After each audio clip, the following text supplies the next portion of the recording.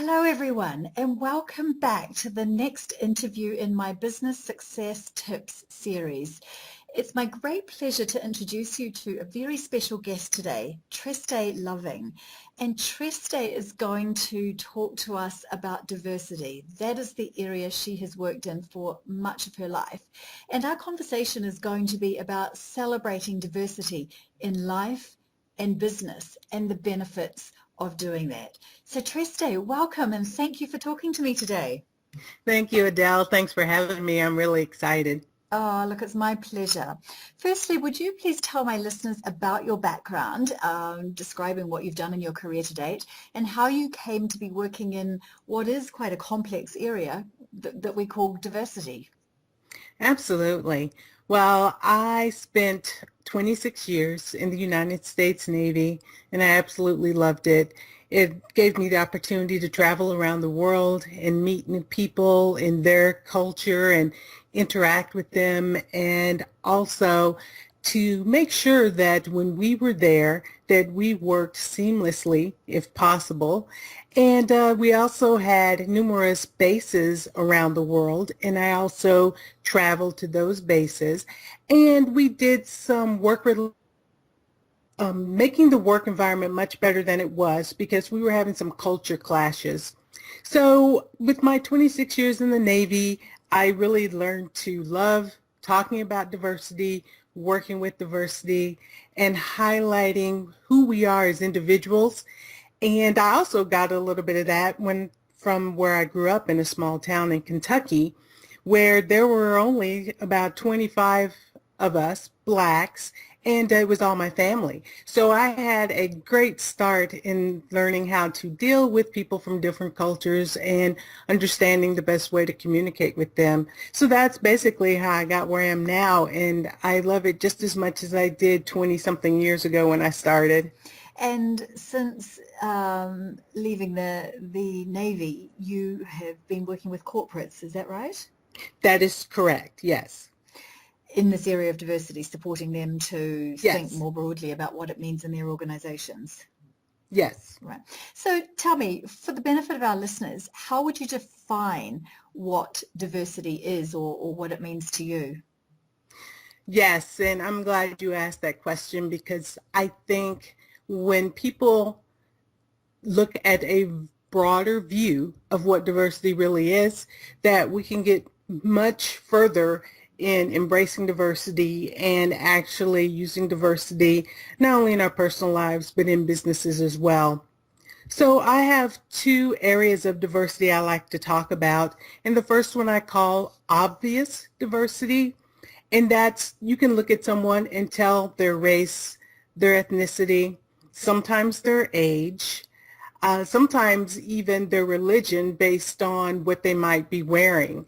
So that is what everybody understands to be diversity. But diversity is so much more than that. It covers a lot of what we have inside of us too.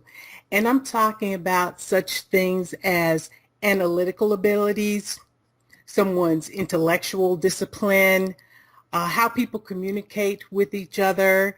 And I'm also talking about geography, because geography is a big part of diversity that people really don't give a lot of credence to. And geography from wherever, if you grew up in a city to a small town to, something very rural, or even, of course, the countries you come from and the parts of the countries you come from. So I think once people really understand the full spectrum of diversity, that it becomes a little bit easier to work with in an organization and also, of course, dealing with others from different cultures. So what are the biggest challenges that you're seeing in corporate America where you are at present due to the lack of diversity? Well, there are and I use a lot of data, not only from America, but I look at a lot of data that companies do when they talk to CEOs and business owners around the globe. And that's kind of my focus, is I can work with businesses not only here in the U.S., but also businesses in other countries who want to do business here in the U.S. So some of the challenges I see with organizations and diversity, one is there is such a talent deficit that organizations and businesses are saying that they can't seem to find the talent they need. And diversity, though, when you talk about the broader definition, it actually brings into some of the talents that people just aren't realizing they have. So there's a talent deficit.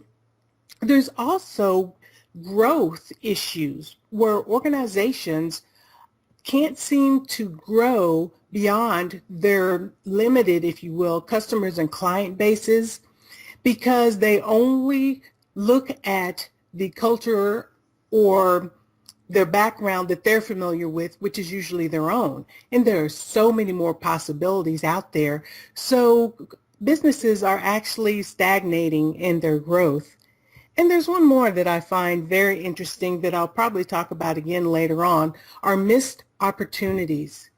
It's just amazing to me how many missed opportunities organizations have with not only with growing their customer or client base, but also with their employees, with suppliers, with working outside the community that they're located in. It's just amazing how many missed opportunities there are out there. And are you saying missed opportunities because they have a narrow focus on what diversity is, or they just don't want to engage in anything related to the concept of diversity? Actually, it's pretty much both.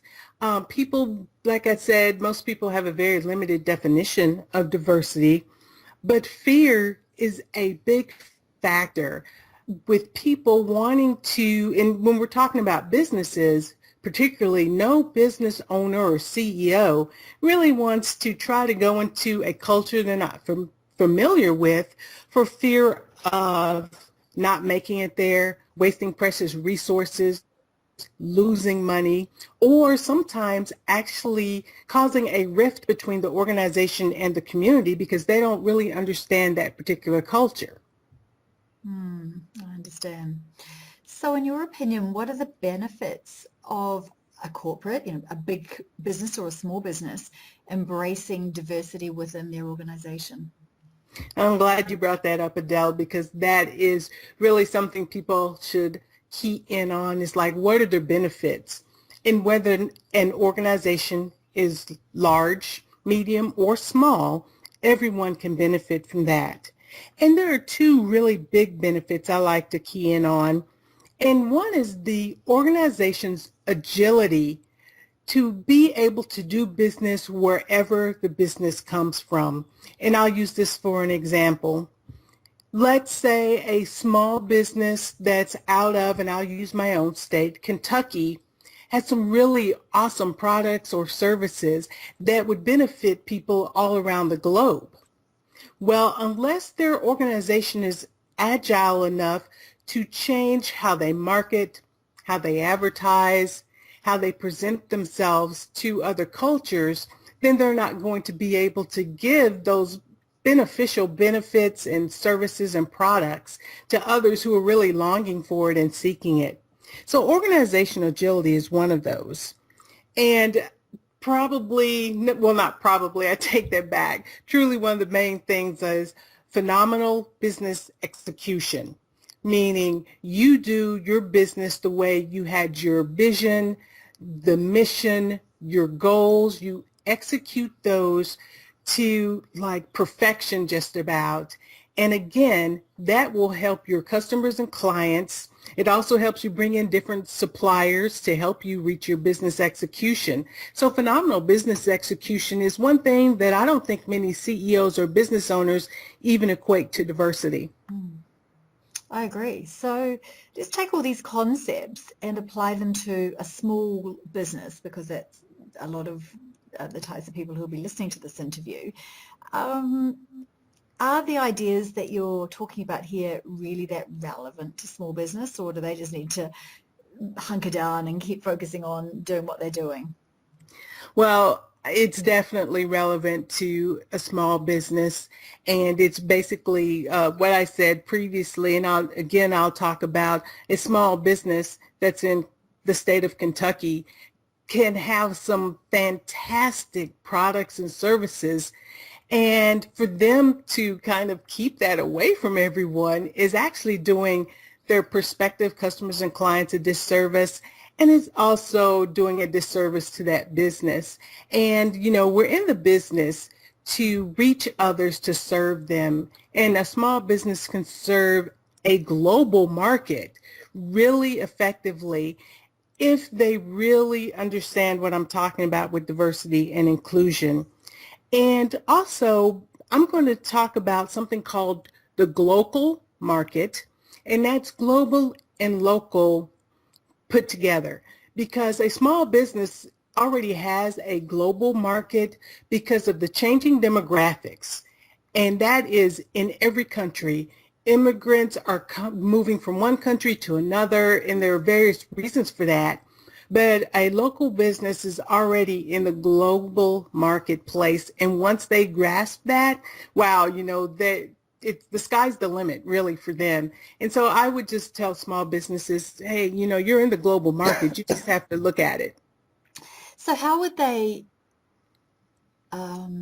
do things, if you like? So if you were talking about the growth issues, and if they've got products and services that would support a diverse audience, how would a small business go about marketing to a broader audience, in your opinion, to let a broader audience know of these products and services that could serve the wider market? Sure. And I would say some basic things that a small organization could do to make that bigger impact on a larger scale. And one thing is, where I talked about the fear, is to get rid of that fear of you don't know if you're going to make it if you start to grow in a particular market that you're not familiar with yourself. So eliminating that fear, and the best way to eliminate the fear is either to step out on their own and do some surveys, do some market research, using the internet. That's a great tool for anyone, and finding out more about the culture that their business is in and other cultures that their businesses can impact. Another thing besides getting rid of the fear, I also know that small organizations can look at their employees that they already have. Because let's not forget, the definition of diversity includes someone's, geography, where they're from. It includes how they communicate, and everyone communicates differently based on how they were socialized or how they were raised. So once people, a small organization, a CEO, business owner, once they understand that their employees can help them bridge that gap, if you will, between where they are and where they'd like to be, those are really two simple and quick things that a small business can do and start actually being a more global business. So have you got any examples of where small businesses, or perhaps even large ones, have embraced all these ideas that you're suggesting and have really seen great benefit in doing so? Yes, actually, I have two organizations. One is a small business and one is a global business that I've worked with. And I'm going to start with the global business. They were already, this global business, and it's an airline, and they were already very diverse in their employees. So they weren't, though, using their employees to their full abilities, not getting in all their skills and talents and their knowledge and unique perspectives, until they actually hired a vice president for diversity and inclusion. And I actually sat down with her for two different occasions, probably 10 hours total. And I gave her some basic things that I'm talking about here. But I really brought her attention to that their employees are truly their best business currency. And that's a different way of looking at employees. That's their business currency. And their business currency can go a long way to bringing in actual increased profits if they understood the diverse backgrounds and diversity in a broader spectrum. And I actually got feedback from that vice president of diversity and inclusion about 6 months after I gave her some things to talk to her board of directors about and the CEO. And she said there was such a huge turnaround of how people, their employees, were actually giving to the workplace. They were showing up on time all the time now. They decreased some of their absenteeism because people really wanted to go to work because they now had a career, not just a job. So I want to use that same concept of people need careers, not just a job, for a smaller business. And how I worked this in with a smaller business was I met with someone who did a video for me, actually, and I was telling him the diversity and inclusion concepts and the definition. So after the video, he came up to me, he said, wow, I didn't know anything about diversity until I listened to you. And he said, but our organization is not a diverse organization. So I asked him, I said, well, let's talk about that. Now, this is a Caucasian male. And I said, well, tell me a little bit about your organization. He said it was only Caucasian males there. There were about only 20 employees, but they weren't a diverse organization. So I asked him 3 questions. The first question I asked him, were all the employees the same age? He said, no. I said, okay. The second question, do all the employees come from the same geographical location? Again, no. And the third question I asked him, well, do all the employees have the exact same skills, talents, and abilities? And he said no. And I said, so there you go. That's your answer. You do have a very diverse organization. You guys just haven't been looking at it from the diverse aspect. He took that information back. He was really psyched. He took the information back to his boss there, the owner, and they started actually implementing some of the things of getting all the diverse skills, talents, and abilities on board, and their organization grew within a year by 5% in bringing in more customers and clients. Lovely story. Brilliant. Or 2 stories, actually. Brilliant, brilliant, brilliant. So what are the challenges, in fact, if there are challenges that businesses might face in trying to implement policies and procedures that embrace a culture of diversity? Yes, there are so many, but I'm going to pick the top 3 that I've seen through not only my own experience, but also through a lot of research.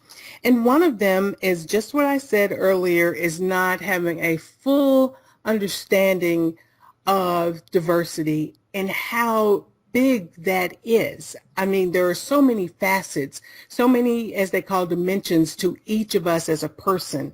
So it is really understanding fully what diversity is and and how it can impact your organization. The second one I'm going to talk about, because I've seen it again and again, and it's fear. It's the fear of making a huge mistake and not being able to recover from that. And I'll just throw out a real quick example of why that fear is. It's based on some pretty horrendous types of mistakes that big organizations have made. And we will talk about Chevrolet, the automaker. When they went to another country, they named, I'm not going to say what they named a car, but they named a car something that they thought would really resonate with their prospective customers there. And it didn't, because they didn't understand the full meaning of the word. They just thought the word sounded like it belongs in that country, and it was something totally the opposite. It meant something cheap and badly made. And they're like, what were we thinking? So there are huge examples where people can be fearful that I could make that same mistake, but I'm not as big as Chevrolet or Pepsi. And that is true. However, the steps that an organization can take to make sure that they understand that culture they're going into is there, available to them. They just need to find it. And I'm one of those people, and that's one of the things I do for organizations. And the final challenge, I think, is a lack of accountability. And this is seen in almost every organization. People are fearful to hold someone accountable from another race or ethnicity, because they're thinking that that the only reason why you're holding me accountable is because of my race, my ethnic background, my religion, my age. And that's just not true.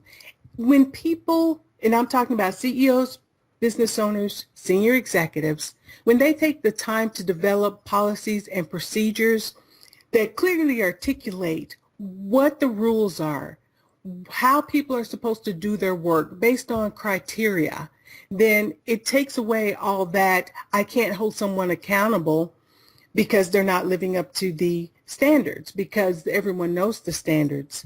And one quick thing I want to talk about accountability is the other side of accountability, the good kind of accountability, where organizations hold their managers accountable in a positive way for making great strides in using their employees, skills and talents to the max. And people can be rewarded for that through promotion, through some kind of monetary value, whatever their motivation may be.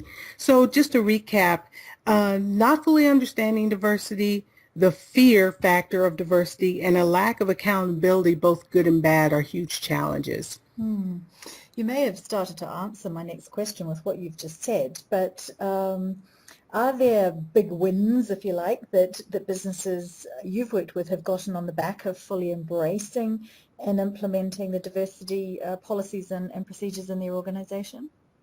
Yes, I want to highlight two I've already talked about, but I want to expand them a bit more because these are big wins for organizations. And the first one is that business execution I was talking about. When a business is fully functional, and if you will, if you have an 8-cylinder car, when your 8 cylinders are firing, then your car is at optimum. You're getting places, the engine's working together. You don't have to worry about mechanical breakdowns. You don't have to worry about anything going on negative with that car because you have highly tuned every part of that car to work. So it's firing on all 8 cylinders. But let's talk about, so that's better business execution. And I also, though, want to talk about when your cylinders aren't firing on all 8 cylinders and it's only firing on, let's say, 5, you can tell that. You can tell there's something wrong with your automobile. So it's the same thing when we're talking about working in your business. Great business execution is a huge win. And another one is you develop and you create a positive workplace. And a positive workplace helps organizations keep their most talented people because talented people want to work in places that they love to work. It also helps, as I said before, reduce absenteeism. Millions of dollars are lost every year because people fail to come to work. So you keep people at work and they want to be there. You also create a workplace where everybody feels that they belong and that they can contribute and people will listen to them. That's creating that positive workplace, or as we like to call it, an inclusive workplace. So that's really what an organization or business is looking for. Amazing. So for a small business entrepreneur who might be listening to this interview right now and are quite moved by what you're saying, have you got, say, 3 tips or 3 ideas that you think they should be thinking about, or policies they should be implementing that will help them to evolve their organization and will have a major impact within their organization? Yes, I do. And these are proven. I've used them time and time again, so I know they give results. And the first one I would say is acknowledging the differences that we have amongst ourselves. We are all different. And to acknowledge that and not try to skip over it or not try to make it a big deal is truly, it backfires every time. And I'll give a quick example here. And I'm going to use myself. In one of the places I went to work when I was in the Navy, they said that they didn't see me as a black female. And I was like, wow, I am a black female. I'm proud to be a black female. I want you to acknowledge me as being a black female because I bring something different culturally to this organization because of who I am. And so I had people actually think about that and say, hey, maybe saying that I don't see color is not really a positive thing. So I've made a lot of great headway with that in organizations. So that would be the first one, acknowledging differences. Secondly, a CEO and or business owner must support diversity in every aspect of their being. And I mean this to say, when they talk about their employees, they should acknowledge the rich cultural heritage that their organization has and how that helps that organization be phenomenal. They should talk about informal presentations that reward or award their employees because of what they bring different to the organizations. CEOs and business owners must be the front runners for their organization. And I would say the last one is to create an inclusive work environment through policies and procedures and practices. And for an example, there should be some kind of policy or procedure in an organization that says we have a pipeline that we want to use called succession planning. And through succession planning, those policies and procedures should include having a rich heritage, cultural background in their succession pipeline, because demographics are changing every year and a very diverse population of employees, customers, clients, and suppliers are happening. And so an organization has to have that built into their own internal processes so they can stay ahead of that demographic shift and be the front runners for their industry, and also to be able to collaborate when they need to. That's a big topic, very, very, a lot of food for thought there. So I'm going to ask you a much bigger topic, a bigger question, I think.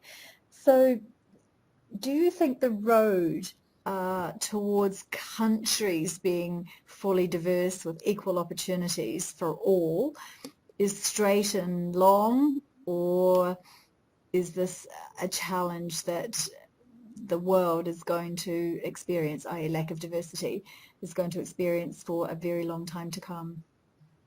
Well, I'm definitely going to say it's not straight. And I think we can all agree on that just because we're different. So there's always going to be a hint of an opportunity to excel. That's what I'm going to call it instead of a challenge, an opportunity to excel. And so there are going to be peaks and valleys, highs and lows when we're talking about any country, any province, any community when you're talking about diversity and equal opportunity, because those two things are different. And the reason that is goes back to how we are socialized or how we are raised. We are raised, and usually to about the age 8 or 9, statistics say, is when we pretty much have our value pack set. And we learn these things from parents, grandparents, we learn them from friends, from our religion, from the media. It's just, we're bombarded, but we usually have that social pack right at about 8 years old. So saying that there's an opportunity to excel past that is what I've done and what I've seen happen, to where you can't really change someone's value system. You can't really change someone's beliefs. There are some things that you just can't argue. And one of those things are facts. Well, two of those things are facts and beliefs. So those things are there. But what you can do, and what I do, is change people's perspectives. Change the way you look at something. And I'm just going to give a real quick analogy here that I learned in a psychology class. And if you had people sitting in a circle and there's this big, imagine this big, huge diamond in the middle. Now, everyone in that circle is looking at the same diamond, but from their perspective, they see something different, right? They see different colors, different shapes, different sparkles, different hues. It's just different, but it's the same diamond. So once people can really put that in their head, it's like, okay, we're seeing the same situation, but we're going to approach it from different perspectives. it opens up a huge door of meeting milestones, reaching heights that you never thought possible. Fascinating. So just one final question. What do you think we as citizens in our countries, in our communities, just getting on with life, could do to support the ideas you're talking about? Perhaps there are things that we could all be doing in our local communities to promote and create more understanding and harmony within the diversity that exists in those communities. Yes, that's awesome because I'm glad we went from, talking about businesses, organizations, large and small, to talking about the communities where those businesses are in, and us being human beings, how we can actually promote this diverse idea. And I would say the one thing is to educate ourselves. I love finding out about different cultures, different religions, different ethnicities. I love discovering what's unique about them and also what we have in common, because we have a lot of things in common even though we're different. So I would say educate yourself. It's really fun and exciting to do that. And the other thing is to celebrate our differences. It is just so amazing how people from different backgrounds can come together and celebrate how different we are, because our differences make us strong. Our differences are, as I found this perfect quote for someone, as in diversity is the link that unites us all. Our differences unite us in a way because we fill in gaps in our own backgrounds that it's like, wow, I never thought about that. I can adapt that to how I am as a person. So celebrating our differences in communities, and I'll just use an example of what I was a part of, was I worked in Washington, D.C., and we have every embassy from every culture there. And what we decided to do was to have a cultural heritage festival.